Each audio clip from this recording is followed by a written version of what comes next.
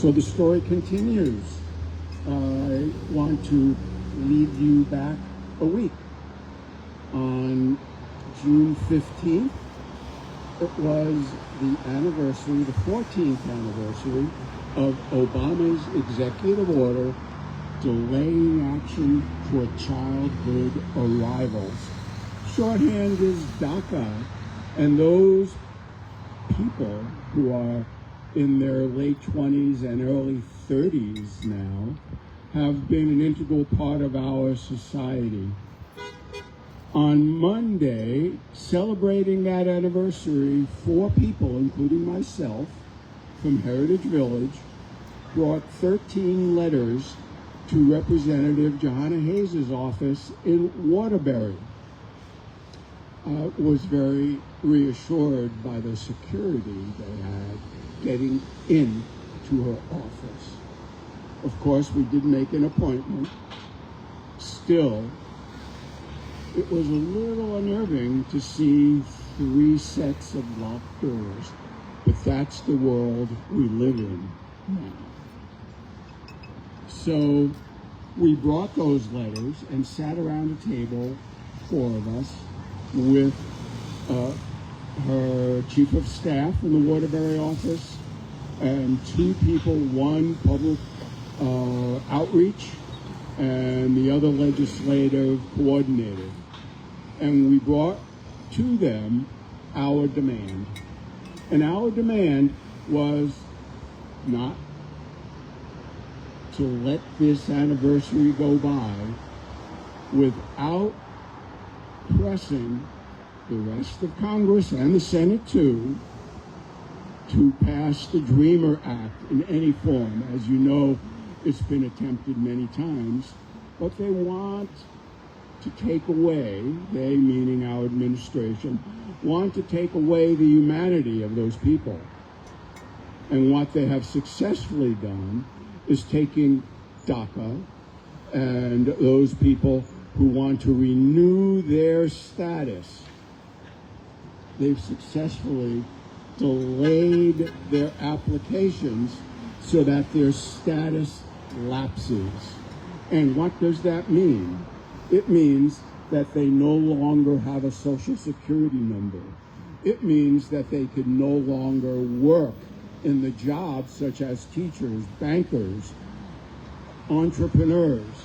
They could no longer leave their house without fear of being picked up and detained and sent to a detention center.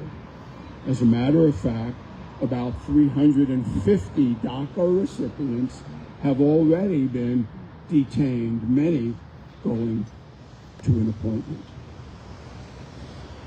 So we brought letters, and I just would like to read one letter just so you understand how deep this is felt among those of us who appreciate the value of refugee status, of being in a country that you weren't born in. So this is to the Honorable Johanna Hayes. Dear Representative Hayes, I am a constituent in Southbury, Connecticut, and like many of my family and friends, I have most disturbed by the treatment of immigrants in this country. Trump's racist regime is trying to whitewash America in the most hideous ways. The cruelty inflicted by ICE is undeserved and inhumane, to put it mildly. Delaney Hall's quote-unquote facility is an abomination, hearkening back to the Nazis' treatment of Jews in Germany.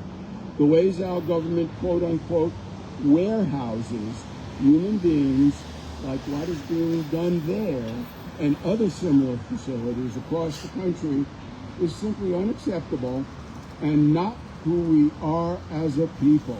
So that's who we are here. Just recently, ICE made targeted arrests near the courthouse in Danbury. Undoubtedly, those arrested will not be afforded due process. And we will never forget the madness in Minnesota with murders right in front of our eyes and separation of children and adolescents from their families. So here's the ask. Please continue to do everything in your power to defund ICE.